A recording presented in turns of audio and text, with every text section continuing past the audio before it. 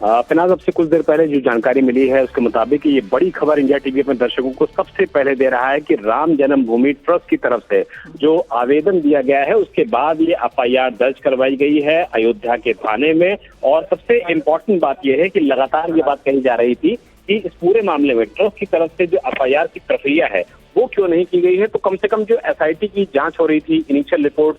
Submit कर दी गई थी अपर मुख्य सचिव गृह संजय प्रसाद को। और चूंकि संजय प्रसाद वो अधिकारी हैं जो दरअसल उत्तर प्रदेश की जो कानून व्यवस्था होती है वो आईएएस के तौर पर पूरे प्रदेश में देखते हैं। और उसके बाद जब ये इनिशियल फाइंडिंग्स मुख्यमंत्री योगी आदित्यनाथ के पास पहुंची है, मुख्यमंत्री कार्यालय से इसको लेकर के हरी झंडी दी गई है। और उसके बाद राम मंदिर ट्रस्ट ने जो लगातार सवाल उठ रहे थे कि राम मंदिर ट्रस्ट ने इस मामले में एफआईआर दर्ज क्यों नहीं कराई, तो अब उसका जवाब मिल गया है। राम मंदिर ट्रस्ट की तरफ से एफआईआर बाकायदा दर्ज कराई है। और सबसे इम्पोर्टेंट बात यह है कि कुछ लोगों का उसमें जिक्र भी किया गया है कि इन लोगों के ऊपर हमको शक है, क्योंकि जो ट्रस्ट की तरफ से पहले बात सामने आ रही थी वो ये बात आ रही थी कि जो लोग सीसीटीवी में दिखे हैं चोरी करते हुए, आखिर उनके खिलाफ एफआईआर दर्ज क्यों नहीं कराई गई। तो चूंकि एसआईटी की जांच चल रही थी, किसी भी तरीके से जांच प्रभावित ना हो, और जब इनिशियल रिपोर्ट यानी कि प्रारंभिक रिपोर्ट इस पूरे मामले में सामने आ जाने के बाद से ये बड़ा कदम उठाया है राम मंदिर ट्रस्ट ने। अब अयोध्या की पुलिस के सामने ये बड़ी चुनौती होगी कि न सिर्फ इस ट्रस्ट की जो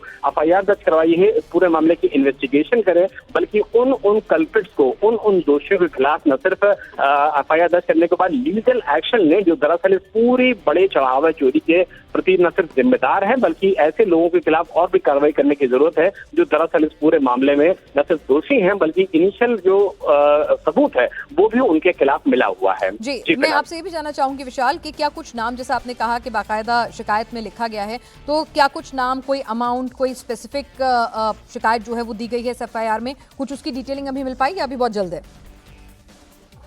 फिलहाल बिल्कुल आपने सही सवाल किया है कि इसमें जो लोग हैं जिनके खिलाफ ये शिकायत दी गई है उसको लेकर के जो हमारे पास जानकारी है वो फिलहाल उसमें अनुकल्प मिश्रा का नाम बताया जा रहा है, उसमें दूसरा नाम बताया जा रहा है वो संकल्प का बताया जा रहा है, और इसके अलावा लवकुश मिश्रा का नाम भी सामने आ रहा है। हालांकि एफआईआर की कॉपी अभी तक सामने नहीं आ पाई है, लेकिन जो एफआईआर है उसमें लवकुश मिश्रा जिसके घर में 10 लाख रुपए की बरामदगी हुई थी और पूरी ये बरामदगी बाकायदा की गई थी, और ट्रस्ट के लोग भी मौके पर गए थे, अयोध्या पुलिस के लोग मौके पर गए थे, एसओजी के जो ग्रुप्स हैं वो मौके पर गए थे। तो फिलहाल उनकी तरफ से ये जो एफआईआर दर्ज कराई गई है उसमें लवकुश मिश्रा और उसके जो जीजा रिश्ते में लगता है अनुकल्प मिश्रा, उसका नाम बताया जा रहा है। तो ये अपने आप में बहुत बड़ा क्लू है, बहुत बड़ा क्लू लिंक है कि किस तरीके से वहां पर चोरी हो रही थी। और अब इस पूरे मामले में जो एफआईआर दर्ज कराई गई है इसमें इन दो लोगों का नाम सामने आना अपने आप में कई तरीके के सवाल खड़े करता है, लेकिन इन्वेस्टिगेशन करना और उसको अमली जामत तक पहुंचाना अपने आप में। मैं एक मिनट, लवकुश मिश्रा, उनके जीजा अनुकल्प मिश्रा, और उसके बाद तीसरा नाम आपने कौन सा बताया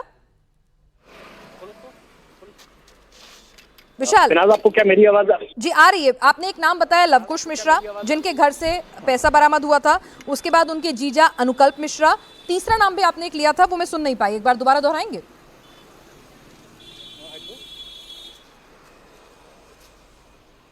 लगता है विशाल से हमारा संपर्क, अभी हम दोबारा उनके पास जाएंगे, लेकिन उन्होंने हाँ विशाल, लवकुश मिश्रा, अनुकल्प मिश्रा, लवकुश मिश्रा के जीजा, और तीसरा नाम कौन सा है?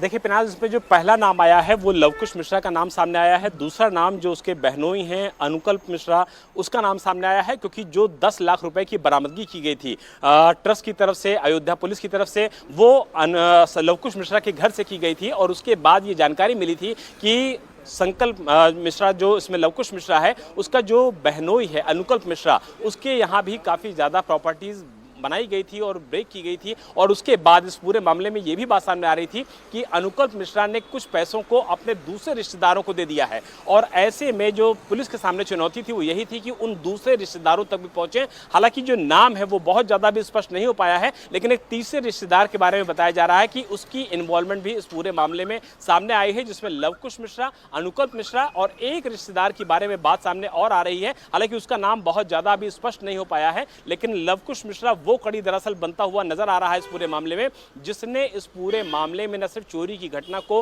अंजाम दिया है, बल्कि अनुकल्प मिश्रा जो कि उसका सगा बहनोई है, उसके साथ मिलकर के इस पूरी चोरी को अंजाम दे रहा था। लेकिन पिनाज पुलिस के सामने और एसआईटी के सामने अभी भी ये चुनौती है कि अगर इस तरीके के लोग वहां पर मौजूद थे, चोरी कर रहे थे, तो ये चोरी का जो सिलसिला है वो आखिर कब से चल रहा था, कितने समय से चल रहा था, कुछ महीनों से चल रहा था, कुछ दिनों से चल रहा था, या फिर कुछ सालों से चल रहा था। तो ये अपने आप में दिखाता है कि इस पूरे मामले में जो इन्वॉल्वमेंट है वो कितना बड़ा है, कितना व्यापक है, और कौन कौन लोग इस पूरे मामले में टिन्नू यादव का नाम भी है, लोगों के साथ, टिन्नू यादव का नाम भी है इसमें, पूरा गिरोहबंद तरीके से